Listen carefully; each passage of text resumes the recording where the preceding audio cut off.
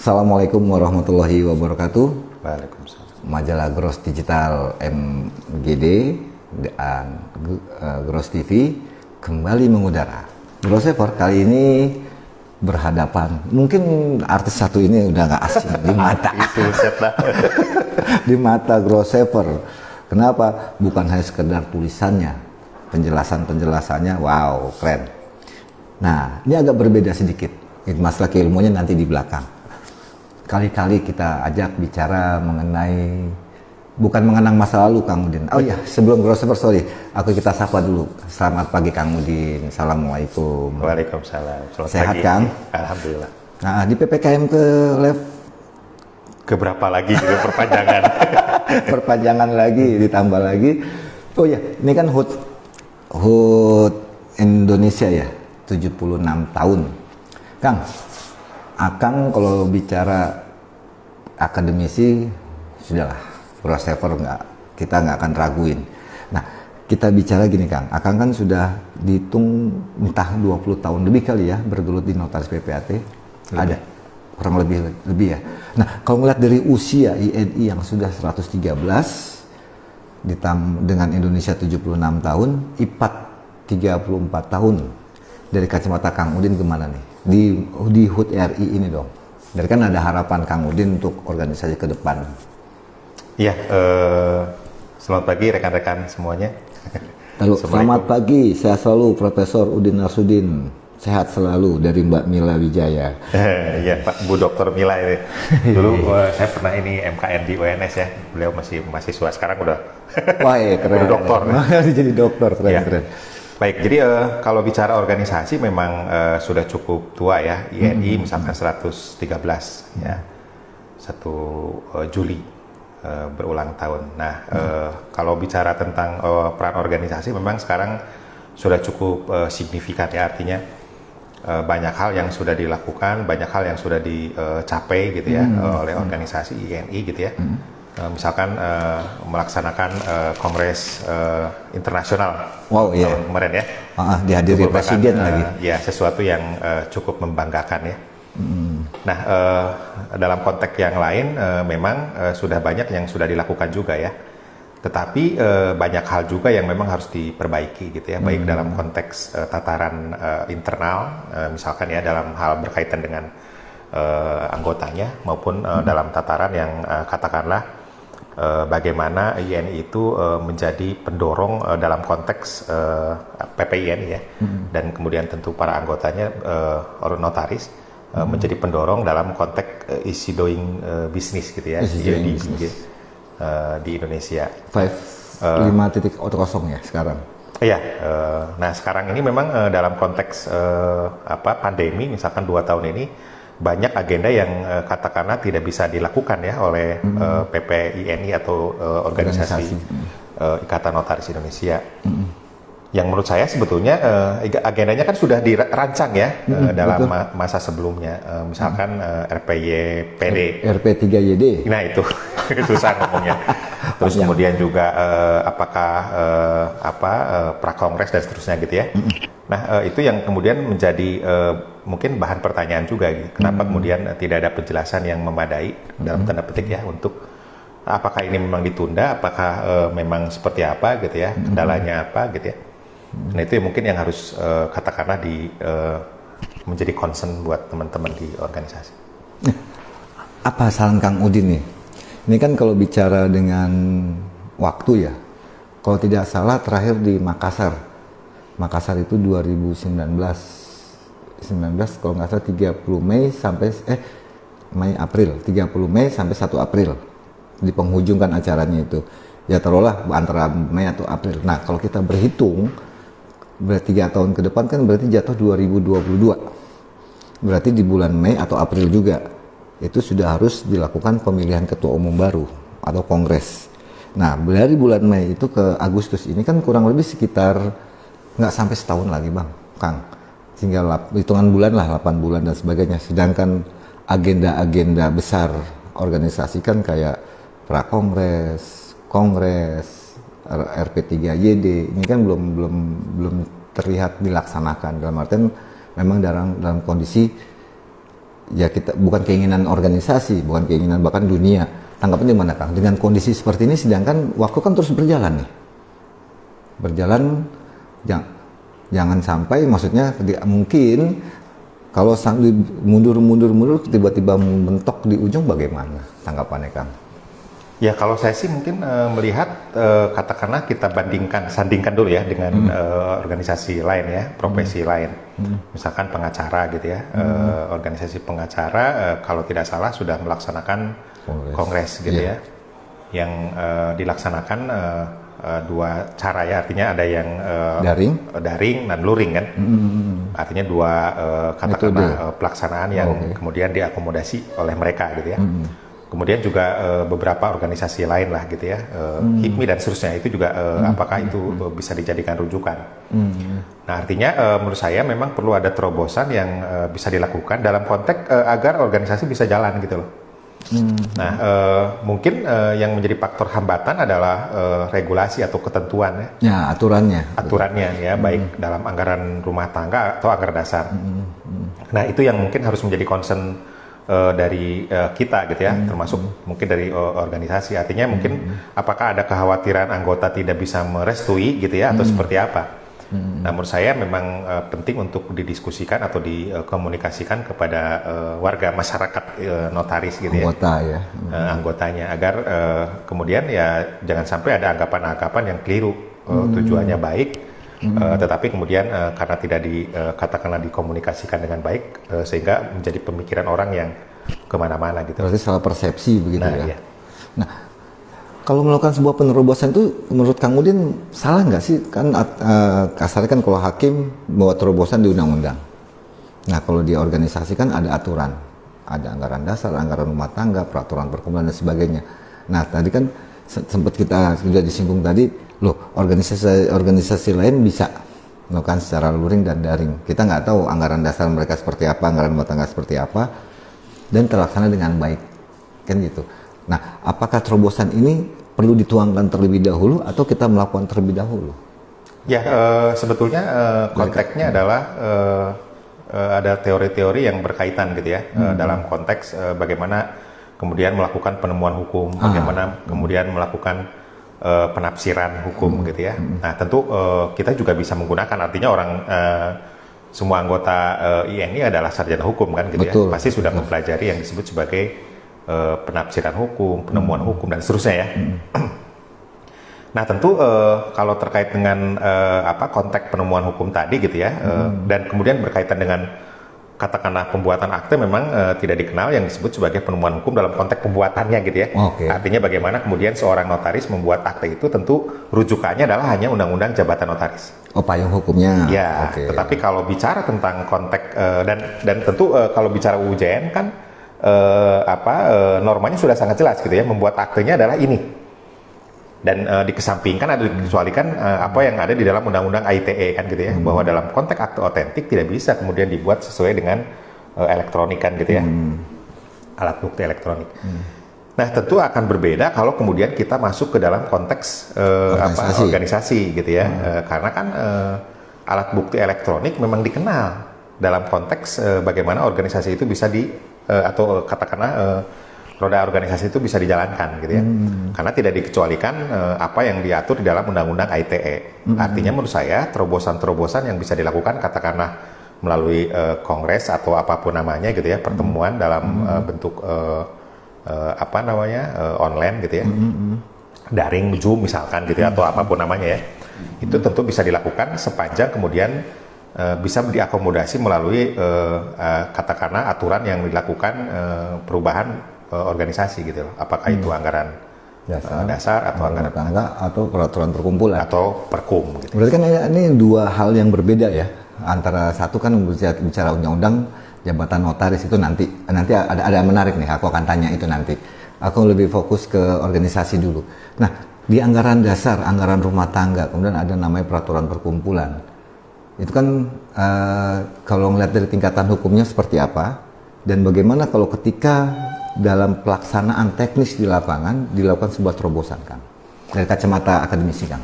Iya, kembali yang saya sampaikan dalam konteks peraturan perundangan kita mempedomani Undang-Undang Pembentukan Peraturan Perundangan gitu ya, 2011 gitu ya. Nah, akan tetapi tentu bagaimana kemudian organisasi profesi, katakanlah INI itu kan adanya di bawah, gitu ya. Setelah UJN gitu ya, kemudian masuk ke dalam konteks anggaran dasar, anggaran rumah tangga perkumpulan.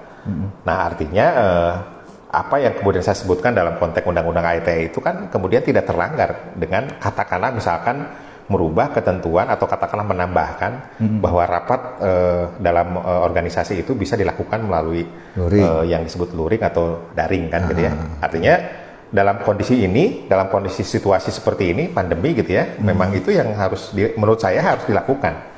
Gitu. Jadi agar kemudian tadi organisasi itu bisa berjalan gitu ya, agenda-agenda dalam konteks organisasi itu bisa berjalan. Agenda-agenda besar organisasi bisa berjalan. Nah, apakah itu perlu dalam artian disampaikan terlebih dahulu ke seluruh Indonesia anggota, atau sebatas perwakilan dari penggul-penggul diberitahu bahwa nanti kita akan bla bla bla gitu, atau tahu gimana Kang? Ya, memang sosialisasi tentu ya, sosialisasi itu harus disampaikan ke seluruh anggota kita. Atau tentu harus mendengar juga bagaimana anggota gitu ya. Ini kan apa yang saya sampaikan itu adalah dalam tataran yang katakanlah pendapat gitu ya. Nah, tentu bagaimana pelaksanaannya itu yang lebih paham mungkin teman-teman yang menggeluti organisasi gitu ya. Tapi rasanya hampir setiap orang sekarang itu punya jaringan online kan gitu ya, baik dalam konteks misalkan yang mengikuti Zoom saja kan hampir banyak kan gitu ya. Betul.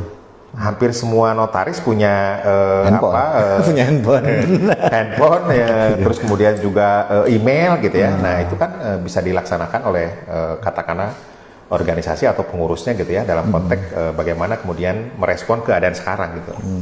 Dalam artian agenda besar dari organisasi bisa terrealisasi dengan baik gitu ya, sampai batas waktunya. Iya, intinya kan agar bisa berjalan, tidak ada sakwa sangka gitu ya, terkait dengan sesuatu, semuanya terang benderang, agar kemudian kita juga menyaksikan pemimpin kita yang terbaik. Nah, ini kan kalau kita bicara waktu kan, waktu terus bergulir. Ini kan waktu tinggal 8 bulan. Nah, ada pendapat dari salah satu teman anggota, Kang Udin, bisa nggak dalam sebuah kegiatan RP3YD mungkin digabung dengan prakongres, jadikan satu kegiatannya, itu bisa nggak kalau kayak gitu? Atau itu melanggar anggaran dasar anggaran rumah tangga dari kacamata Kang Udin? Ya, itu tadi sepanjang anggaran dasar anggaran rumah tangga mengatur X, misalkan X yang harus dilaksanakan. Bagaimana kemudian X itu bisa dikatakanlah gitu ya, dirubah, ya berarti kan sesuai dengan anggaran dasarnya bagaimana merubah itu gitu loh. Jadi artinya karena kembali lagi dalam konteks di Indonesia, hukum Indonesia gitu ya, ini kan bicara tentang aturan ya, bicara tentang hukum.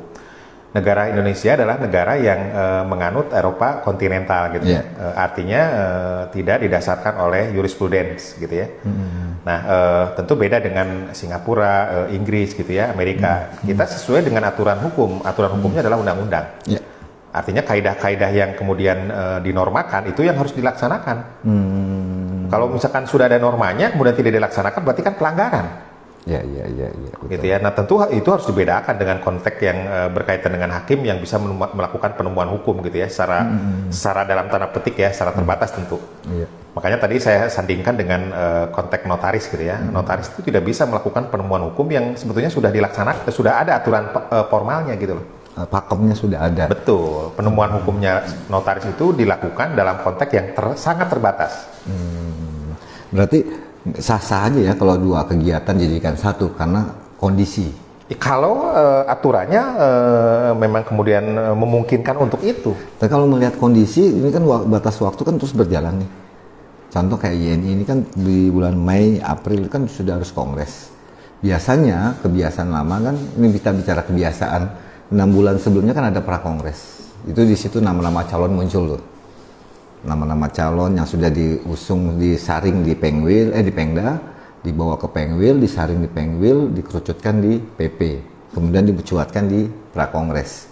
Nah, dari pelaksanaan April ke belakang kan sekitar bulan September, November, September, kurang lebih lah. Sekarang sudah bulan Agustus, tinggal 1 bulan lagi September, November. Berarti kan bulan depan kasarnya Agustus, September atau November, September, Oktober itu kan berarti harus prakongres nama ketua umum, calon-calon ketua umum kan mencuat nih. Ini kan yang ditunggu oleh teman-teman masyarakat notaris Indonesia nih. Siapa sih calon berikut kan gitu. Tapi karena RP3YD belum, ada beberapa agenda belum. Berarti kan nih kalau ini mundur, apakah ini berdampak ini juga harus mundur? Tapi ada pendapat, loh ngapain dimundurkan? Gabungkan saja jadi satu. Ketika pas waktunya prakongres jadikan satu Rakernas atau RP3YD dijadikan satu di acara prakongres. Kalau kacamata Kang Udin itu sebuah terobosan peraturan atau ada jadi permasalahan baru tidak kalau dilakukan hal itu? Iya, kembali lagi yang tadi saya sampaikan, Pak Mahfud. Jadi bagaimanapun setiap norma yang kemudian sudah diputuskan, artinya sudah di dalam tanda petik ya, sudah diundangkan gitu ya, itu yang harus dilaksanakan gitu loh. Sepanjang kemudian tidak melanggar, katakanlah misalkan tadi yang disebut sebagai, boleh membuat terobosan hukum, sepanjang tidak melakukan pelanggaran terkait dengan anggaran dasar, anggaran rumah tangga ya tidak ada masalah. Tapi kalau kemudian ternyata itu merupakan potensi pelanggaran terkait dengan anggaran dasar, anggaran rumah tangga ya menurut saya jangan dilaksanakan. Rubah dulu dong anggaran dasar, anggaran rumah tangganya gitu loh, baru kemudian bisa dilanjutkan dengan berikutnya. Karena tadi yang disampaikan misalkan terkait dengan daring, luring gitu ya, daring atau online dan seterusnya, itu kan memang kalau tidak salah di dalam anggaran dasar harus langsung ya, betul langsung. Nah artinya berarti kan harus dilakukan perubahan, apakah nama bentuk perubahannya sendiri gitu kan. Nah kalau kondisi saat ini apakah perubahan itu harus dirubah di Kongres? Kan biasanya kan kalau ada perubahan-perubahan KLB gitu Kongres ya, kan gitu, atau KLB. Apakah dijadikan satu di KLB itu untuk berubah semua kemudian untuk pelaksanaannya? Nah itu mekanismenya, saya tadi tidak membaca dulu anggaran dasar, anggaran rumah tangga ya. Kalau misalkan memang dimungkinkan untuk melakukan perubahan anggaran dasar, ya bagaimana caranya itu yang mungkin langkah pertama yang harus dilakukan. Gitu. Jadi kalau nggak ada katakan argumentasi terkait dengan proses itu, ya menurut saya agak sulit ya. Nah ini ada pendapat nih. Segala sesuatu kalau sudah dikomunikasikan dengan pihak terkait sesuai domain masing-masing dalam situasi kondisi pandemi, sepanjang itu dilandasi itikat baik untuk kemaslahatan anggota, why not? Iya betul, yang tadi saya sampaikan itu. Apapun ceritanya kan yang terjadi sekarang ini kan keadaan yang kita sama-sama sudah tahu gitu loh, pandemi. Itu menjadi faktor penghalang dalam konteks bisa dilaksanakan agenda-agenda yang katakanlah gitu ya, yang seharusnya dilaksanakan. Tapi kan tidak mungkin katakanlah stuck gitu loh. Harus ada terobosan. Nah terobosan-terobosan itulah yang kemudian harus dikomunikasikan. Bagaimana caranya, tentu kepada anggota ya, kepada stakeholder gitu ya. Anggotanya itu maunya gimana? Tentu apakah melalui pengurus daerah, pengurus wilayah, kan itu bisa dilaksanakan gitu ya. Mungkin pendapat dari anggota dikumpulkan di Pemda. Iya, tentu dibuat parameter dulu. Ini loh terkait dengan agenda organisasi itu harusnya begini. Karena bagaimanapun kan dalam konteks katakanlah yang disebut sebagai force major juga jelas kan ukurannya. Betul. Yang disebut sebagai opermah juga jelas ukurannya. Nah artinya apakah itu kemudian dimasukkan ke dalam konteks itu atau seperti apa? Tentu anggota yang kemudian nanti bisa memberikan masukan-masukan yang berharga dan tentu dibatasin gitu. Ini loh tujuannya adalah agar roda organisasi bisa berjalan atau agenda-agenda yang sudah ditentukan dalam kongres sebelumnya bisa berjalan. Nah, ada nggak saran dari Kang Udin nih? Apa yang perlu diambil langkah awal sampai yang tadi Kang Udin jelaskan itu bisa terlaksana? Ya, memang katakanlah pengda, pengwil mungkin harus diajak komunikasi terkait dengan itu agar kemudian bisa menjalankan agenda organisasi dengan sebaik-baiknya gitu kan. Tentu dimulai dengan itu dulu sih menurut saya. Nah, kita agak geser sedikit Kang. Itu untuk ya ini udahlah dapat gambaran lah ya. Sebetulnya untuk pelaksanaan kegiatan-kegiatan itu bisa dilakukan, ya kan, tanpa harus dijadikan alasan kondisi ini sebagai tameng. Nggak bisa karena begini, nggak bisa karena begini. Sebenarnya bisa dilakukan terobosan-terobosan tadi peraturan selama itu sesuai dengan anggaran dasar, anggaran rumah tangga begitu kan.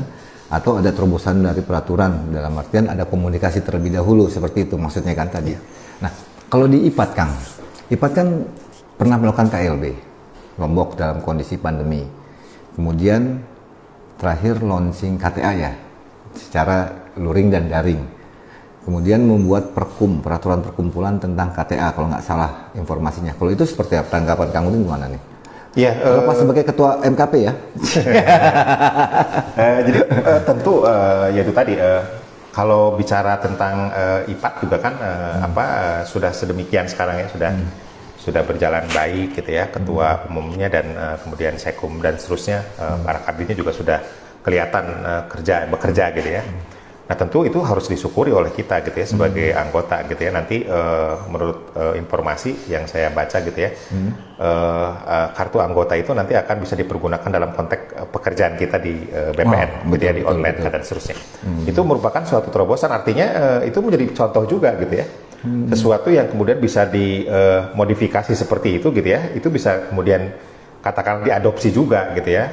Bagaimana kemudian sistem online ini bisa membantu gitu ya tanpa mengurangi esensi bagaimana organisasi itu hadir gitu loh. Nah, kalau bicara KTA Kang, tadi kan saat ini KTA-nya kan belum terintegrasi ya, baru KTA tanda kata anggota biasa lah. Ke depan harapan Kang Udin nih?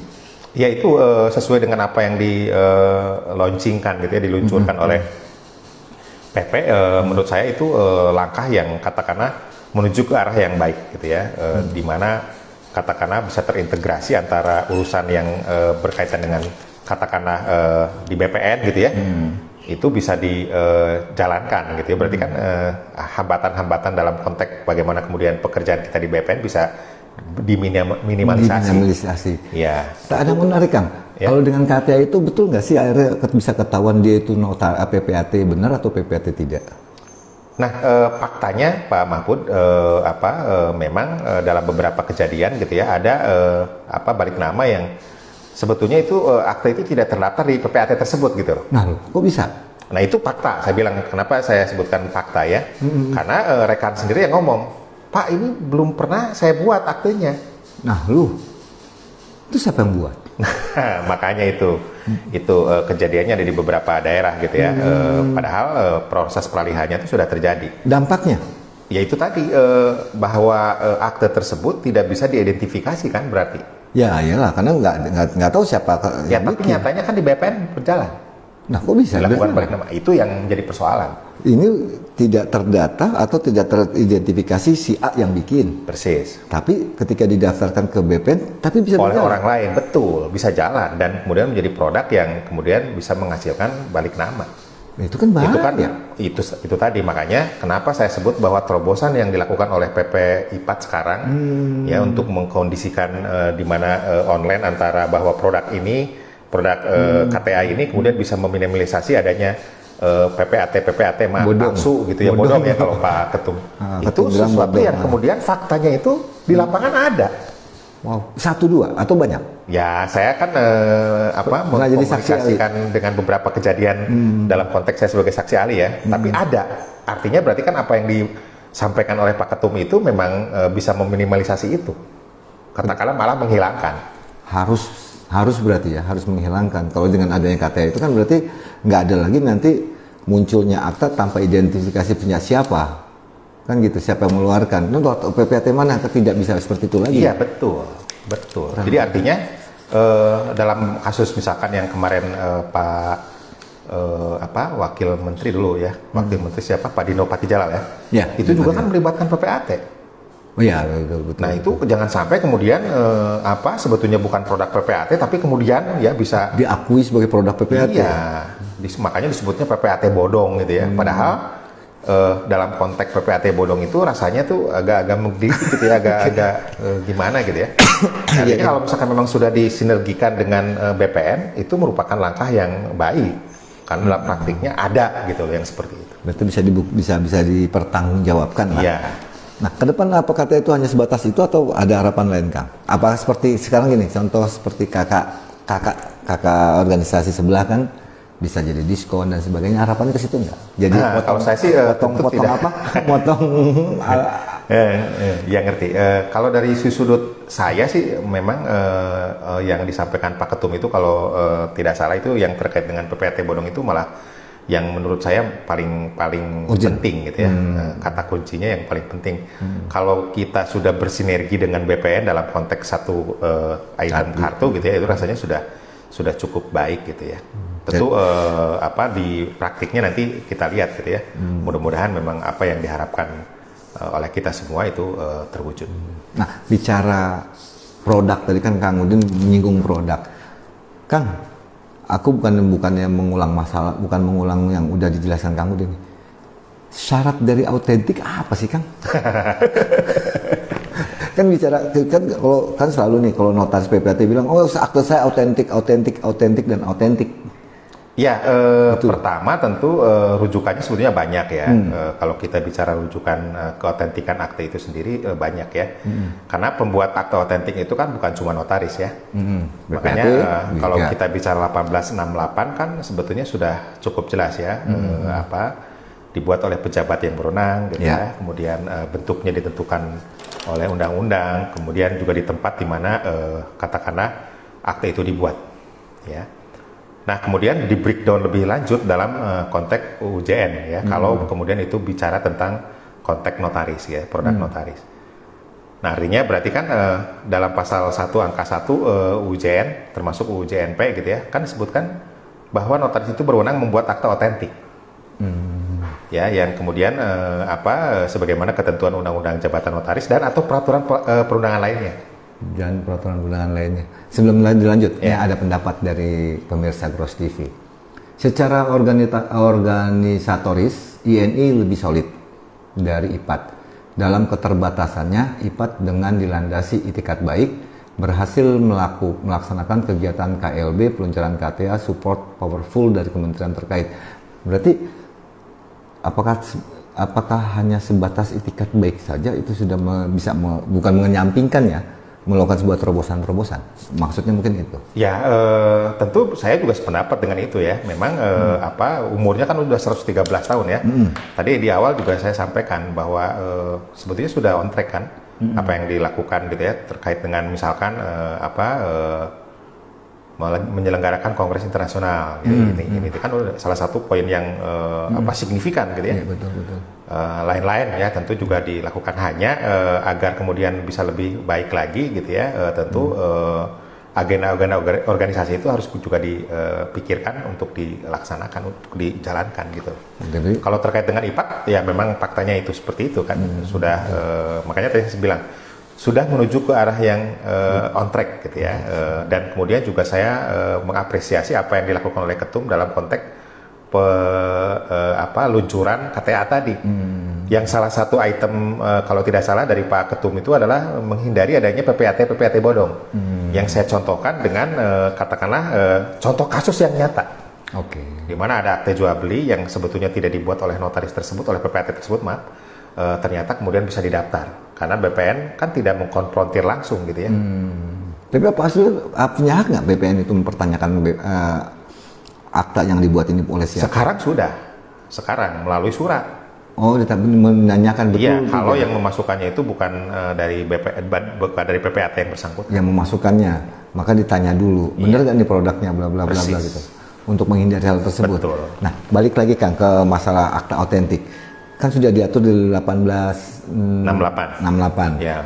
Nah, kalau bicara autentik itu kan berarti apa sih syarat 1, 2, 3, 4? Kan ada syaratnya Kang, syarat-syarat autentik. Iya, tadi yang membuat akte autentik itu kan bukan cuma notaris kan. Nah, PPAT. Yang lain ya, pejabat lelang dan seterusnya ya. Pejabat lelang dan sebagainya, Tentu dalam konteks akte notaris karena regulasinya sudah sangat jelas.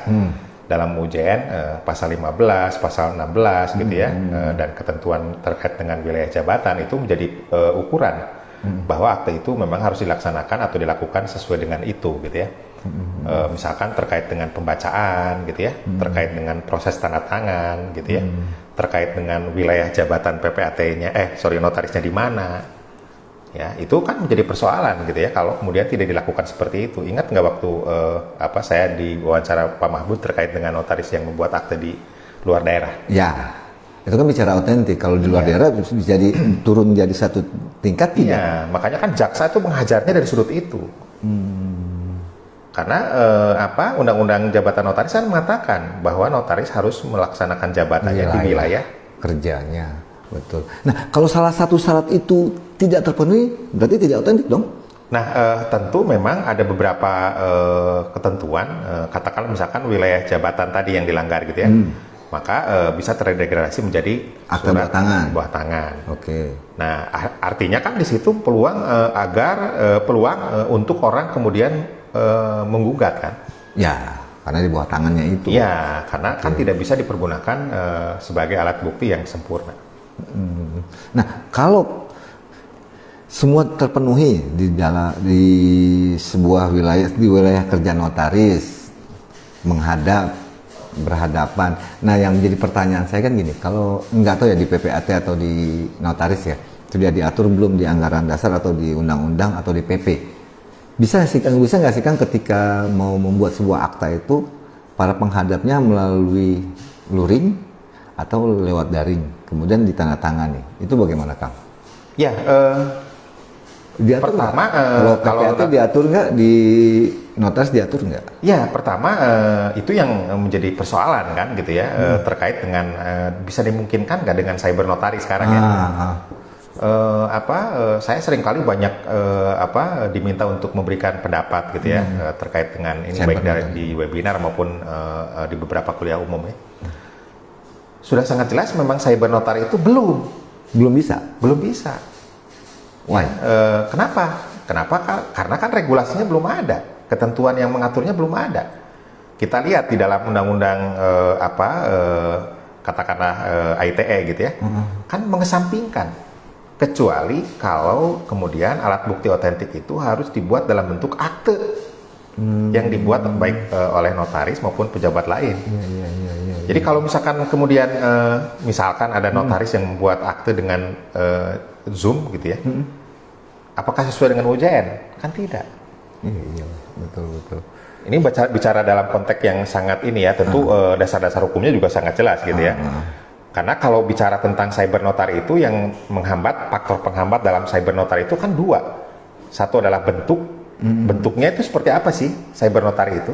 Oh iya. Yang kedua adalah caranya itu gimana? Apakah saya tanda tangan di sini notaris penghadapnya di Denpasar boleh? Kan tidak boleh. Jangankan itu, tanda tangan misalkan saya sebagai notaris tanda tangan di sini hari ini jam 10 bersama dengan pihak penjual. Jam 12-nya pihak pembeli. Boleh nggak? Ya nggak boleh lah.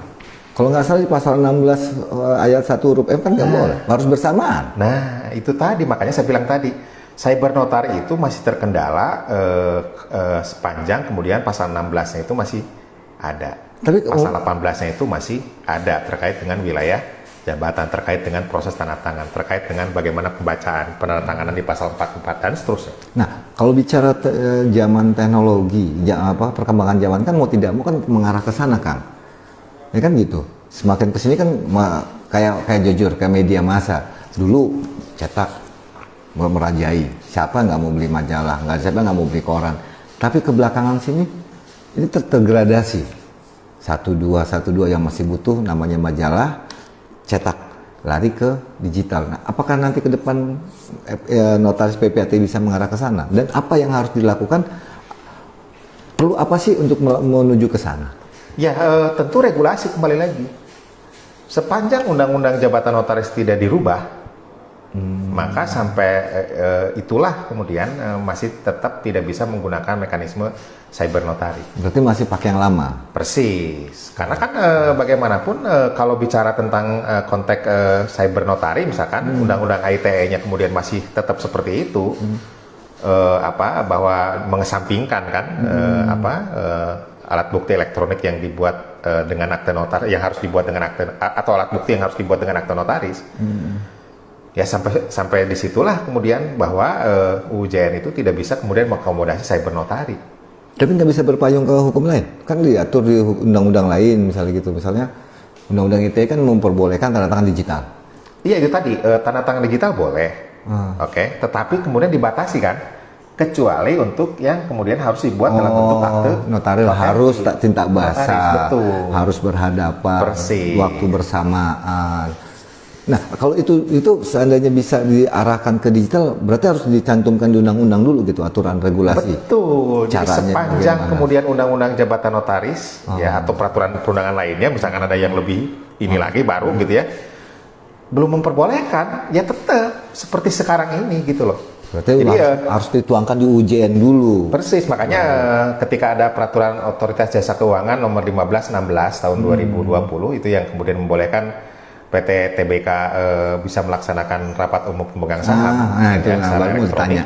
Itu juga sebetulnya adalah langkah yang menurut saya itu tidak dikoordinasikan gitu ya dengan konteks peraturan notaris ya, karena itu kan bisa disebut sebagai lex spesialis, tetapi tidak memadai gitu loh. Lex spesialis derogatnya nggak dapat. Ya lex generalisnya kan undang-undang jabatan notaris pastinya kalau dalam konteks pembuatan. Sementara itu kan bertentangan nih antara lex spesialis dengan UJN-nya kan? Iya. Bagaimana kedudukannya? Itu kan masih dalam bentuk pertanyaan-pertanyaan yang kemudian harus di-clearkan gitu kan. Tapi kalau secara teknis, RUP secara telekonferensi sah nggak? Kalau RUP-nya sendiri tidak ada masalah, tetapi kalau itu dibuat dalam bentuk akte notaris, itu yang kemudian harus dipertanyakan gitu ya. Kalau RUP-nya sendiri telekonferensi, video conference kan memang sudah diatur dalam Undang-Undang PT, Undang-Undang 40 tahun 2007 ya. Nggak bisa notaris berpedoman ke situ? Ya kembali lagi yang dimaksud RUP itu kan bisa saja kemudian RUP-nya itu di antara mereka doang, para pemegang saham doang kan. Oh iya. Kalau dia memanggil notaris kan tetap tidak dalam konteks kemudian membuat aktenya itu dalam bentuk berita acara rapat, yaitu dalam bentuk relas akte. Relas aktanya. Nah, RUPS lewat telekonferensi, ya kan? Ketika mau di akta notaril kan bisa nggak melalui kuasa hukum? Misalnya menunjuk seseorang untuk mengakta notaril kan? Bisa. Kan logikanya gini, namanya RUPS ya kan tentu dihitung oleh direksi kan, direksi, dihitung oleh ketua rapat, bla bla bla, oke. Dihitung oleh ketua rapat ini sah nggak rapatnya, rapat umum pemegang sahamnya gitu ya.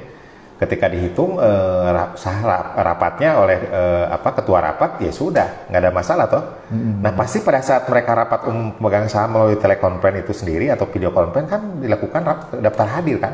Iya, daftar hadir, undangan dan seterusnya ya itu ya. Syarat-syaratnya adalah. Pertanyaan Pak Mahmud tadi bisa kemudian dibuat dalam bentuk akte otentik yang tanda tangan adalah ketua rapat. Khusus misalnya mau dikuasakan gitu. Boleh, ada masalah kalau itu mah. Sepakat. Tapi kan yang dibuat itu bukan dalam konteks bahwa si notaris itu membuat aktenya itu didasarkan oleh risalah rapat. Telekonferensi bukan. Oh, bukan. Tapi hasil kan didasarkan oleh risalah rapat yang dibuat hasil risalah rapat disepakati oleh mereka, dikuasakan satu orang untuk diakta notarilkan. Mereka kan membuat daftar hadir. Kalau terkait dengan daftar hadir elektronik kan boleh. Berarti mereka hadir tidak itu terlepas dari akta ini kan? Iya. Ini kan urusan mereka nih, RUPS-nya. Persis. Berarti setelah ini sepakat, mereka tanda tangan secara digital lah kasarnya kan gitu. Boleh, ya. Dan itu diakui, nggak ada masalah. Diakui baru diakta notarilkan dengan menunjuk satu orang. Betul. Tapi tidak bisa itu dalam ujuk notaris ikut di situ, kemudian membuatkan akta itu nggak bisa. Iya. Oh gitu. Oke. Makanya itu yang banyak katakanlah gitu ya diskusi dari teman-teman atau dari rekan-rekan gitu ya, kan boleh, ya boleh rapatnya boleh nggak masalah. Nah itu yang kadang-kadang salah persepsi kan gitu Kang, salah memahami. Oh, berarti bisa dong bikin akte pada saat bikin telekonferensi. Nah, itu yang nggak bisa. Makanya tanda tangan daftar hadir dalam konteks digital kan memang boleh. Tapi kan kemudian nanti yang menghadap ke notaris dalam konteks pembuatan risalah rapatnya itu didasarkan oleh risalah rapat misalkan secara digital gitu ya, disampaikan kepada notaris. Ya nggak ada masalah lah. Orang yang datang ke notarisnya itu adalah ketua rapat misalkan atau siapa yang dikuasakan oleh para peserta rapat untuk diaktekan dalam bentuk akte notaris. Berarti di Undang-Undang PT sudah memperbolehkan itu kan? Iya, itu dari 2007 kan sudah jelas. Dalam artian pemegang sahamnya mau di Amerika mau di Jawa mau di Kalimantan nggak ada masalah kan? Iya tentu sepanjang koridor dalam undang-undang PT tersebut dan anggaran dasar PT tersebut memang kemudian mengakomodasi ketentuan itu. Yang secara kan telekonferensi kan bisa di mana aja Kang? Bisa di luar, bisa di dalam, bisa di luar pulau atau bisa di dalam satu kota. Tapi karena pandemi makanya pakai telekonferensi. Nah itu dirapatkan, disepakati, nggak ada masalah, ditandatangani oleh mereka tidak ada masalah karena mungkin sudah diatur di Undang-Undang PT mungkin ya. Aku kan belum baca nih undang-undang PT apakah boleh tanda tangan digital disahkan. Nah, selesai kemudian ini harus dituangkan dalam artian memperkuat lah ya hasil rapatnya itu. Ya, undang-undang memang mengatur harus kemudian di akta hasil rapatnya dalam bentuk risalah rapat kan. Harus di akta notarilkan, makanya dia menunjuk satu orang tuh untuk di akta notarilkan. Itu nggak melanggar berarti notarisnya. Kecuali notarisnya ikut telekonferensi langsung bikin akta. Iya, ya, makanya itu yang menjadi perdebatan gitu ya. Dimungkinkan nggak sih notaris itu membuat akte berita acara rapat dalam bentuk relas akten ya, dan notaris itu ikut rapat di situ. Nah itu yang masih menjadi perdebatan. Kalau saya artinya tidak setuju bahwa itu bisa dibuat dalam bentuk berita acara rapat. Kalau saya tetap patokannya adalah tidak dimungkinkan karena itu kan masuk ke ranah yang disebut sebagai cyber notari kan. Iya betul. Perangkatnya belum siap Indonesia itu, infrastruktur terkait dengan itu gitu ya. Kalau kita mempedomani misalkan di katakanlah Prancis gitu ya, yang perangkatnya mungkin saja udah baik gitu ya. Di Indonesia? Iya betul. Menurut saya belum. Jadi belum siap untuk menuju ke sana. Tapi kemungkinan pasti menuju ke sana juga dong. Ya haruslah kalau itu ya. Tapi ya sepanjang undang-undang jabatan notarisnya masih yang ini gitu ya, yang masih sekarang ini gitu ya. Terus kemudian undang-undang yang lainnya pengatur pelaksana atau katakanlah yang lebih teknis, katakanlah undang-undang ITE-nya masih juga itu gitu ya, mengesampingkan undang-undang, mengesampingkan akte-akte tertentu gitu ya, atau akte-akte yang dibuat dengan notaris, itu menurut saya masih menjadi hambatan. Tadi agak menarik gitu. Tadi kan Kang Udin yang sampaikan pagi si A, siang si B, jam 2 si C, jam 4 si D. Itu boleh nggak dibolehkan nggak dalam pembuatan akta seperti itu, penandatanganannya? Ya kan saya bilang tadi sudah cukup jelas bahwa UJN kan mengakomodasi nggak? Enggak. Tapi kan karena kondisi pandemi kan? Iya, pertanyaannya apakah dengan kondisi pandemi, dengan kondisi sekarang ini PPKM itu kemudian menjadi faktor pembenar? Menjadi alasan pembenar? Kan kalau datang semua ntar Satpol PP datang digerebek. Ngerti. Makanya apakah alasan itu menjadi alasan pembenar? Alasan penghapus misalkan gitu. Dalam konteks pidana pun kan ada alasan pembenar, alasan penghapus pidana, notuir, pembelaan diri kan boleh. Tapi dalam konteks UJN ada nggak?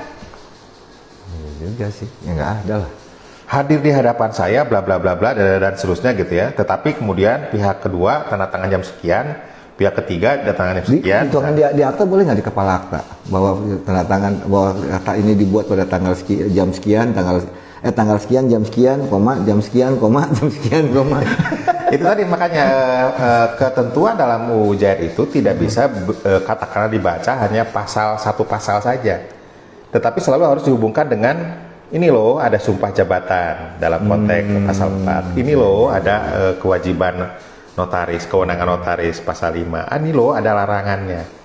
Ini loh ada hal-hal yang kemudian menjadikan landasan dalam konteks akte itu adalah otentik. Jadi tidak bisa hanya kita ambil bahwa misalkan ya ketentuan terkait dengan wilayah di luar wilayah jabatan misalkan satu pasal aja dipakai. Ya enggak jadi bisa. Kita memahami sebuah aturan itu kan undang-undang jabatan notaris ya berarti harus dipahami satu-satu. Iya, satu kesatuan artinya satu rangkaian keseluruhan. Nggak mungkin satu pasal dengan pasal lain bertentangan. Pasti saling menunjang. Betul, makanya itu tadi kalau misalkan dikaitkan dengan cyber notari, ya walaupun saya kemudian dipertentangkan dengan Pak Edmund Makarim ya dalam saya, saya jelas bahwa ya ketentuan terkait dengan cyber notari itu di negara lain itu sudah jalan, tapi di Indonesia kan belum.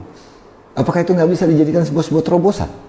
Ya itu tadi saya bilang terobosan hukum yang bisa dilakukan dalam konteks notaris atau katakanlah penemuan hukum yang kemudian bisa dilakukan dalam konteks notaris adalah penemuan hukum yang koridornya sudah jelas. Oke. Gitu ya. Jadi kalau tadi dalam konteks keotentikan ya biasanya terobosan hukum atau penemuan hukum dalam konteks notaris itu adalah dalam konteks bahwa kita mengkonstruksikan suatu akte itu tetapi tetap harus dilandasi oleh aturan hukum yang berlaku. Ada payung hukumnya. Persis. Jadi artinya misalkan gitu ya, dimungkinkan nggak sih notaris itu membuat afidavit? Kan memang tidak ada regulasinya tuh. Tapi kalau misalkan dikatakan boleh nggak sih notaris itu membuat akte pelepasan hak atas tanah, ya, di mana HGB-nya itu sudah berakhir. Boleh, karena regulasinya sudah ada. Ada cantolan hukumnya. Ada cantolan hukumnya. Iya, iya, iya. Kalau ditanyakan di dalam UJN boleh nggak sih membuat pelepasan kan tidak ada. Nggak, emang nggak ada. Iya, makanya kemudian kita landasi dengan yang disebut sebagai penemuan hukum, tetapi harus sesuai dengan ketentuan hukum yang berlaku. Berarti tidak boleh menyimpangi. Iya. Tidak boleh dalam artian menyimpangi, mengabaikan. Oh ini nggak, udahlah anggap aja nggak ada. Iya, dulu. iya bahasa kondisinya. sederhananya atau bahasa yang paling ininya bahwa notaris itu sebetulnya hanya melaksanakan undang-undang. Jadi sebetulnya kalau bahasa yang kasarnya ya dalam konteks notaris itu adalah teori positivisme hukum.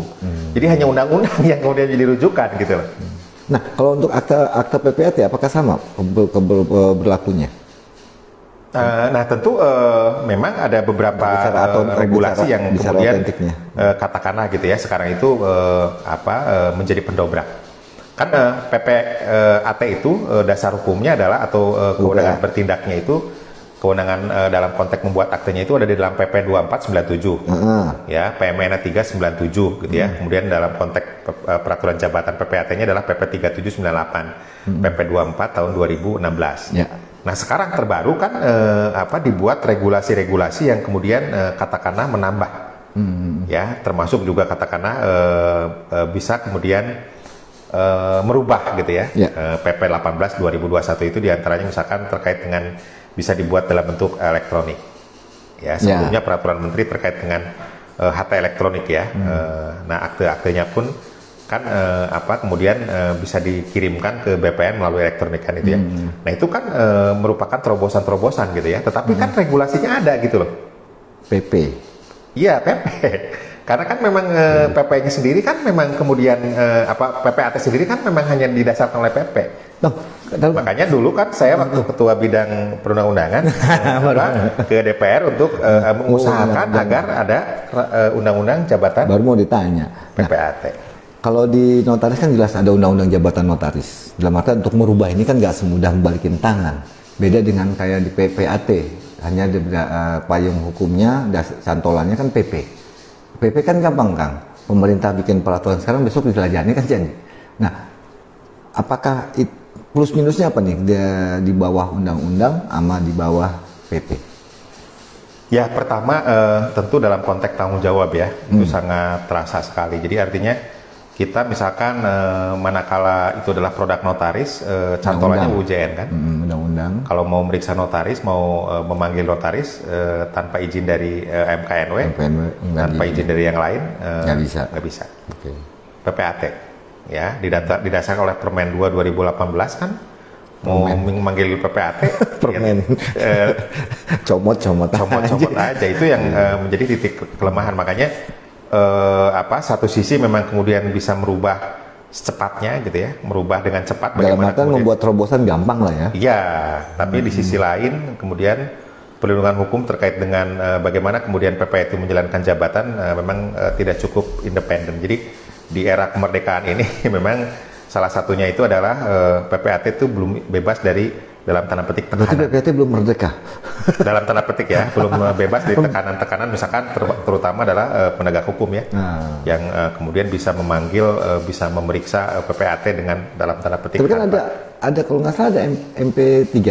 Itu tadi peraturan menteri 2 2018 kan, ada MP2D, wilayah sama pusat kan. Tapi kan itu batasannya adalah hanya sampai memberitahukan kalau ada pemeriksaan. Belum bisa kayak ini membentengi gitu, membatasi nggak bisa. Dan itu pun tentu tidak bisa aktif ya, MP2D atau MP3W gitu ya. Pusat itu tidak bisa aktif bahwa ini gini. Kalau belum ada laporan ya tidak bisa berjalan ini. Ada laporan baru bisa bergerak. Ya karena kan tetap laporannya tetap ke kepala kantor kan. Berarti pasif dong. Pasif. Kalau ujian kan tidak. Ya. Kalau yang kayak ini kan, mau manggil, nggak bisa. Iya. Kan aktif untuk membentengi kan aktif. Berarti kelemahannya di situ. Tapi kalau dari sisi produk lebih memudahkan terobosannya menggunakan PP. Iya. Ketimbang UJN. Kalau undang-undang kan ya harus dirubah dulu undang-undangnya. Ya istilahnya kalau misalkan undang-undang jabatan notaris mau rubah ya tinggal rubah aja bahwa notaris bisa melaksanakan pembuatan akte didasarkan oleh cyber notari titik. Ketentuan selanjutnya akan diatur melalui PP itu kan lebih bagus lagi. Oh berarti ada penambahan di situ. Diatur apabila ada peraturan yang mengatur gitu kan. Ya misalkan peraturan terkait dengan ini diatur dalam PP. Nah PP sebutin bahwa bagaimana syarat-syarat untuk cyber notari itu kan jadi cantolan yang sempurna. Berarti dasarnya UJN, teknisnya pakai PP dan sebagainya. Itu hanya salah satu contoh saja. Ya, mudah-mudahan didengar sama Humas. Jadi salah satu masukan untuk dalam proses perbaikan UJN. Berarti apa yang perlu diperbaiki? Aku kan ya ini tadi sudah IPAT. Ke depan ini kan apakah tetap bertahan dengan PP atau ada harapan Kang Udin untuk lebih sebagai majelis kehormatan PPAT? Ya pertama kalau dalam konteks PPAT gitu ya, memang alangkah baiknya kalau kemudian undang-undang jabatan PPAT itu menjadi katakanlah agenda gitu ya ke depan ya, ke depan karena sebetulnya kan dari sudut katakanlah produk yang dihasilkan baik PPAT hampir sama dengan notaris kan. Iya betul. Ya dalam hal peralihan hak atas tanah gitu ya, itu di mana di situ sebetulnya kan dalam tanda petik ya sama dengan notaris ya di tengah-tengah, kemudian tapi potensi-potensi masalahnya cukup terbuka lebar gitu ya. Kalau di PPAT ya ingat kasus yang di NTT sana itu kan sebetulnya kan produknya kalau menurut saya sudah jelas gitu ya, sudah benar gitu ya, tapi kemudian karena sesuatu gitu ya bisa kemana-mana gitu ya, malah ke tipikor gitu ya, yang sebetulnya kalau bicara tentang konteks kenotariatan ke PPAT-an gitu ya agak jauh gitu ya, karena si PPAT sudah melakukan hal yang benar sesuai dengan aturan. Ya istilahnya kan yang dalam konteks PPAT dikenal syarat formal pembuatan akte. Yang syarat formal pertama adalah pengecekan sertifikat. Sertifikat sudah dicek, hasilnya baik, gitu baik, nggak ada masalah. Nggak ada masalah. Clear and clean. Betul. Kemudian dalam konteks para pihaknya atau pihaknya juga jelas menghadap. Ada semua. Ada semua dan tidak ada persoalan. Dan seterusnya gitu ya. Syarat formal itu kan disebutkan dengan jelas. Tapi ternyata hal yang kemudian materialnya yang kena gitu ya.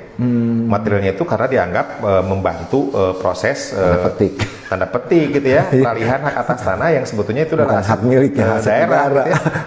Kalau aset daerah, kalau sepanjang kemudian sertifikatnya ada, mana bisa kemudian notaris PPAT tahu? Ya iyalah. Karena kalau misalkan memang kemudian dianggap bahwa itu aset daerah, ya batalkan dong sertifikatnya, Bos. Iya, BPN juga harusnya membatasi, tahu dong, ini punya negara nggak bisa. Ini punya aset daerah nggak bisa. Tapi kan clear and clean jelas. Betul, kan, betul, makanya itu jadi katakanlah harus jadi konsep. Nah, gambaran Kang Udin, kalau seandainya ada undang-undang PPAT, apakah itu bisa membatasi itu? Dan bahkan memblok, meminimalisasi. Ya artinya tentu kalau kita lihat atau kalau kita adopsi apa yang ada di dalam UJN kan itu menjadi pintu yang cukup penting kan, di mana misalkan aparat penegak hukum masuk gitu ya. Kalau tidak diizinkan oleh MKNW kan mental kan. Iya betul. Nah di sini juga kalau misalkan di dalam PPAT misalkan ada undang-undang jabatan PPAT harus izin majelis pengawas PPAT misalkan MP3P misalnya. Misalkan gitu ya. Tentu harus dinilai dulu oleh majelis pengawas tadi. Apakah memang ini merupakan kesalahan yang notabene misalkan disengaja oleh PPAT-nya. Betul, karena di sini juga di MKNW kan ada aturannya, peraturan Menteri 7 2016 kalau nggak salah ya. Terkait dengan pembentukan MKNW kan. Nah, kalau misalkan notaris dianggap telah memalsukan akte misalkan, nah ini juga bisa diadopsi di sini gitu loh. Sebetulnya dua jabatan yang diisi oleh satu orang dan kemudian juga harusnya pengaturan terkait dengan keduanya juga sama. Jadi kalau memang ini betul-betul kesalahan notaris ya monggo. Iya. Tapi kalau memang bukan, tar dulu. Ya, tar dulu. Orang sertifikat udah dicek hasilnya baik kok. Gimana? Yang salah bukan di sini, di sana kan gitu. Tapi karena itu tidak ada, comot. Iya. Akibatnya disangkanya ikut korupsi. Iya kan logikanya gini loh. Seorang PPAT itu membuat apa itu sebenarnya tanggung jawab formil. Karena misalkan mereka para pihaknya itu mengatakan bahwa ya sudah dibayar 100 juta misalkan. Kan kita bacakan dong aktenya. Ya iya dong. Perkara kemudian mereka ternyata berbohong kepada PPAT kan bukan urusan PPAT. Ya kan urusan berdua lah. Para pihak yang beradab. Nggak bener dibaca apa sudah dibayar 100 juta. Tanda tangan ternyata belum. Nah, itu juga. Kang, udah ada tamu. Kayak tamu udah banyak. Kita lihat jam dulu. 10:30. nggak terasa ya sejam setengah. Tak terasa sudah jam setengah Gross Saver. Kang Udin, rangkumin. Tolong, aku minta tolong Gross TV mohon dirangkum INI IPAT di HUT RI saat ini ke depan bagaimana, IPAT saat ini ke depan seperti yang tadi dibahas. INI dulu. Ya pertama kalau INI kan saya bilang tadi sudah baik sebetulnya ya. Cuman berarti agenda-agenda yang memang harus dituntaskan harus segera dituntaskan kan gitu. Itu yang terkait dengan INI gitu ya. Nah, kemudian juga IPAT memang sudah melakukan terobosan-terobosan dalam tanda petik ya, misalkan tadi KTA itu salah satu contohnya yang tadi saya sudah sampaikan ya, itu merupakan langkah yang baik gitu ya. Tentu juga soliditas di kalangan anggota juga harus kemudian diperhatikan gitu ya, artinya diberikan sosialisasi yang terbaik terkait dengan apa yang seharusnya, dan waktu itu Pak Ketum juga sudah menyampaikan akan diluncurkan yang disebut sebagai SOP bagaimana pembuatan akte yang baik dari seorang PPAT. Ya itu kita tunggu produknya KTA mudah-mudahan lancar semuanya. Terus kemudian SOP tadi yang mungkin sudah disampaikan juga oleh Pak Pak Ketum dan Pak Kabinnya itu Pak Taupan Rianto kalau nggak salah ya. SOP buku SOP saku.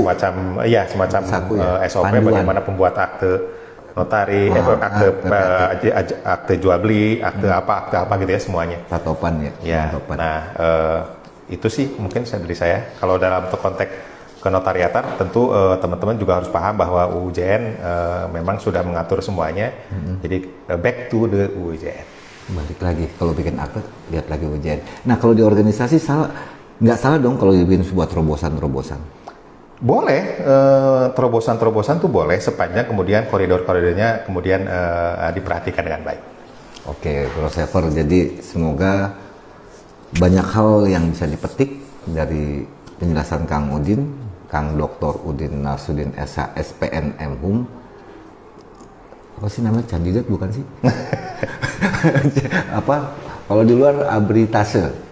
Enggak lah. Belum. Mudah-mudahan doain, banyak yang doain jadi profesor. Amin. Gitu. Oke, Gross Saver, sampai jumpa di liputan dan bincang-bincang Gross TV selanjutnya. Wassalamualaikum warahmatullahi wabarakatuh. Waalaikumsalam.